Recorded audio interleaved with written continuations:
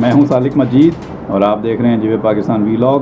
آج ہم بات کریں گے پاکستان کے ممتاز صنعت کار عارف حبیب کی کامیابیوں کے راز کے حوالے سے، کیا سیکرٹس ہیں ان کے سکسیس اسٹوری کے، اور کس طرح وہ پاکستان کے اتنے کامیاب بزنس مین بنے، اور کیا ان کے بزنس ہیں اور وہ کیا چیزیں کرتے آ رہے ہیں۔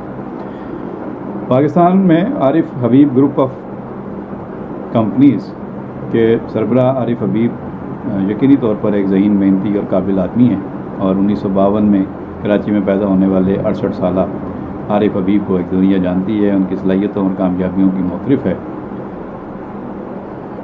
Karachi school of business and leadership KSBL کے بورڈ آف گورنرز کے ممبر بھی ہیں۔ میمن گھرانہ ہے، 9 بہن بھائی، سب سے چھوٹے، خاندان بانٹوا، گجرات، برٹش انڈیا سے تعلق، وہاں پر خاندان کا چائے کا کاروبار اور پراپرٹیز تھیں۔ 1947 میں یہ خاندان ہجرت کر کے پاکستان آ گیا۔ عارف حبیب خود ایک کرکٹر اور سماجی شخصیت بھی ہیں، فاطمید فاؤنڈیشن اور Memon health and education foundation کے ٹرسٹیز بھی ہیں، پاکستان سینٹر فار فلانتھراپی اور کراچی ایجوکیشن انیشیٹو کے ڈائریکٹر بھی ہیں۔ 17 سال کی عمر میں 1970 میں انہوں نے اسٹاک بروکر کی حیثیت سے کیریئر کا آغاز کیا کراچی اسٹاک ایکسچینج سے، جہاں پر ان کے بڑے بھائی نے ٹریڈنگ لائسنس حاصل کیا اور عارف کو بھی ساتھ رکھ لیا۔ 60 روپے ماہانہ تنخواہ سے 1992 میں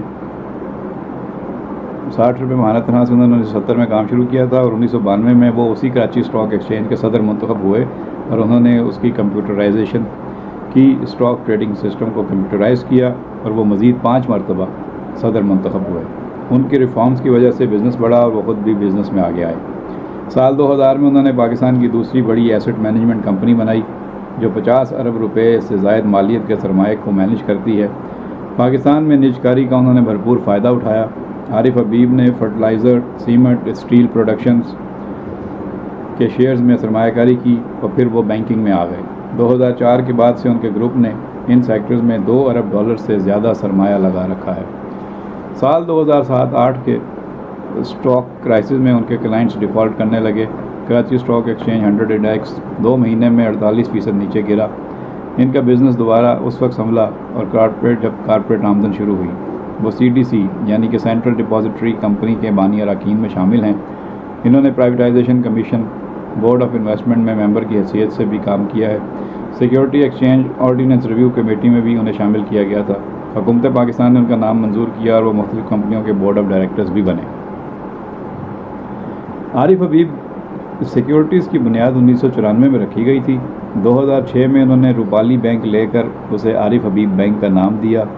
2007 اس گروپ کے عروج کا دور بتایا جاتا ہے، جب اس گروپ کے پاس سب سے بڑی ایسٹ مینجمنٹ کمپنی بھی تھی، سب سے بڑا انویسٹمنٹ بینک بھی تھا، سیکیورٹی بروکریج فرم بھی تھی، ریٹیل بینک بھی تھا، لیکن 2008 کے مالی بحران نے سب کچھ تاریک کر دیا۔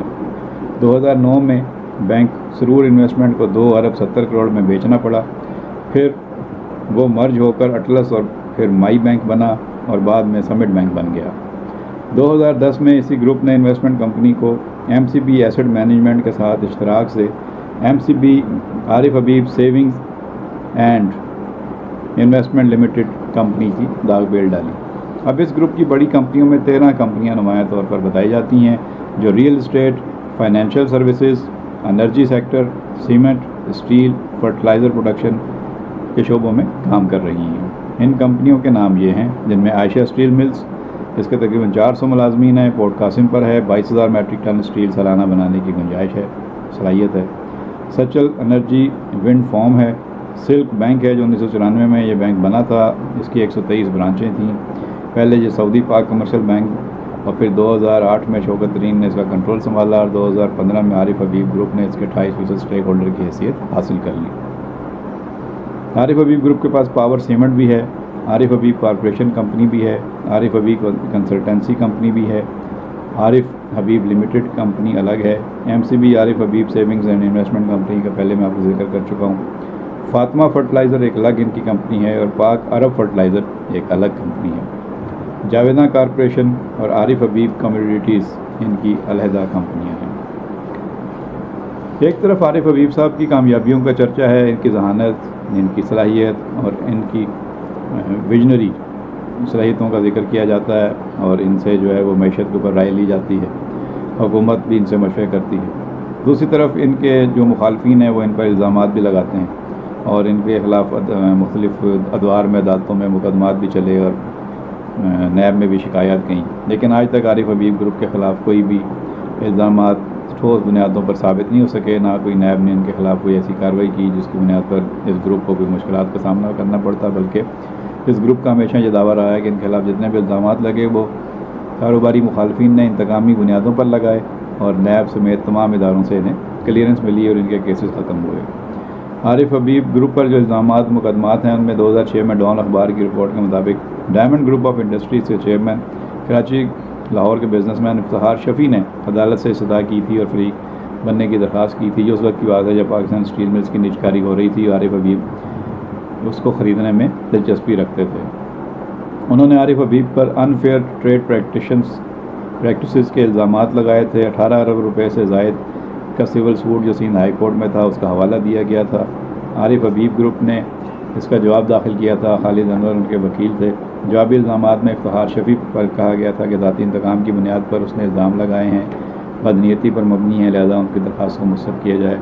اس پر خود الزامات ہیں۔ مئی جون 2000 میں سیکورٹی مارکیٹ میں فراڈ کیا گیا اور SECP نے اگست 2000 کی انکوائری رپورٹ میں افتخار شفیع کو بحران کا ذمہ دار قرار دیا اور ان کے خلاف لاہور اسٹاک ایکسچینج کی ممبرشپ ختم کرنے اور کرمنل کارروائی کی ہدایت کی گئی تھی۔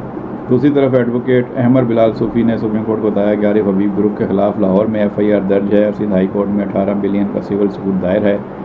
FIR 26 مئی 2003 کو درج ہوئی لاہور میں انڈر سیکشن 342، 386، 409، 509 PPC۔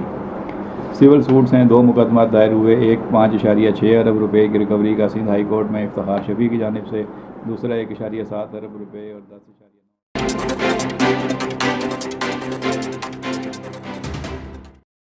فائل کیے گئے تھے میسرز شفیع کیمیکلز کی طرف سے اور میسرز ڈائمنڈ انڈسٹریز لمیٹڈ کی طرف سے۔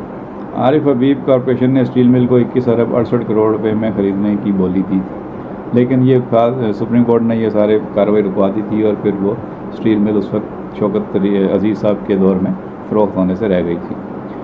عارف حبیب گروپ کا پیکو یعنی کہ پاکستان انجینئرنگ کمپنی کی خریدنے کی کوشش اور خواہش میں بھی کافی نام آیا اور اس میں ان کے ساتھ کافی جھگڑے بھی ہوئے۔ 1950 میں بٹالہ انجینئرنگ کمپنی بیکو تھی جس نے 34 ایکڑ پر بادامی باغ لاہور میں یہ کمپنی بنی تھی۔ 1960 میں یہ کمپنی نے 247 ایکڑ راضی کوٹ پر لکھپت میں خرید لی۔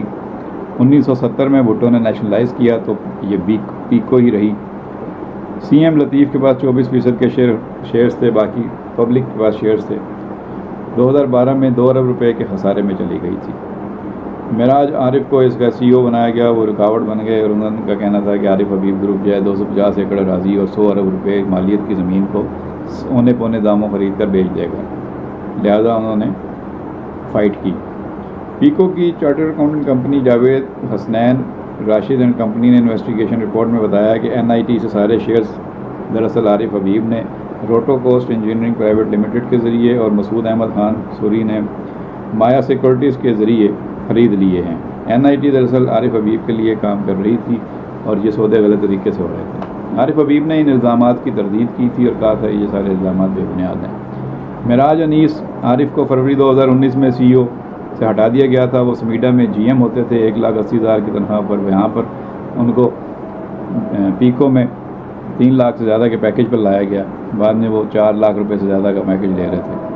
عارف حبیب نے جاویدان سیمنٹ انڈسٹریل ایریا کو نیا ناظم آباد رہائشی پروجیکٹ بنایا تو اس کے خلاف بھی شکایات آئیں اور اس کے خلاف بھی کارروائی کے لیے لوگوں نے زور لگایا کہ نیا ناظم آباد جو ہے یہ سیمنٹ فیکٹری کی جگہ تھی، اس کو غلط طریقے سے جو ہے وہ رہائشی منصوبہ بنایا گیا ہے۔ اس پہ DC ویسٹ نے خط بھی لکھا تھا اینٹی کرپشن چیئرمین کو، بعد میں بھی معاملہ ہائی کورٹ میں گیا اور ہائی کورٹ نے پارٹیز کو نوٹس جاری کیے اور حکومت کو ان کے خلاف کارروائی سے روک دیا تھا۔ یہ ساری چیزیں جو ہیں وہ عارف حبیب صاحب کے ساتھ جڑی ہوئی ہیں۔ نیا ناظم آباد کے حوالے سے کافی پیش رفت ہوئی ہے، قانونی چیزیں ہیں، اس پہ بہت ساری بحث ہو سکتی ہے۔ اس پہ عارف حبیب صاحب کے گروپ کا اپنا موقف ہے، اس میں AKD بھی ان کے پارٹنر ہیں، ان کا بھی موقف ہے۔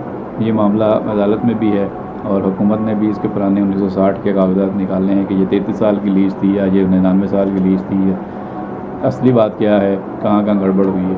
اور نجکاری کمیشن سے عارف حبیب اینڈ گروپ نے اس کو لیا ہے اور اس کی جگہ پہ کتنی اراضی اس کی گراؤنڈ ہے، کتنی ہل ایریا پہ ہے، کتنا اس کے لیے الاؤ تھا، یہ ساری چیزیں الگ ڈیبیٹ چل رہی ہے، اس پہ الگ سے ہم کسی وقت تفصیل سے بات کریں گے۔ آج کی نشست میں عارف حبیب صاحب کے بارے میں بتانا تھا کہ پاکستان کے کامیاب بزنس مین ہیں۔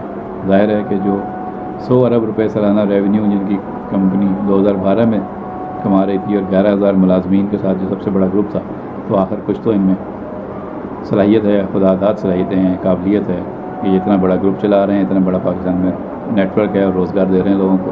تو ایسے لوگوں کو اپریشیٹ کرنا چاہیے اور ان کی کامیابیوں سے ہمارے نوجوانوں کو سیکھنا چاہیے کہ یہ اتنے بڑے شعبوں میں، اتنے بڑے سیکٹرز میں اتنی کامیابی سے کام کر رہے ہیں۔ تو ایسے لوگوں کو مثال بنا کر دیکھیں کہ کیسے انہوں نے لوگوں کو روزگار بھی دیا ہے، پاکستان کی نیک نامی ترقی خوشحالی میں بھی اپنا کردار ادا کر رہے ہیں، پاکستان کی معیشت کی بہتری کے لیے کردار ادا کر رہے ہیں۔ ان لوگوں کے کیس اسٹڈیز کے طور پہ اپنے سامنے رکھیں، ان کے انٹرویوز دیکھیں، ان کی کہانیوں کو پڑھیں، تو ان سے آپ کو سیکھنے کا موقع ملے گا۔ آئندہ نشست میں ہم بات کریں گے پھر نیا نازم آباد کے حوالے سے۔ تب تک اجازت، اللہ نگہبان۔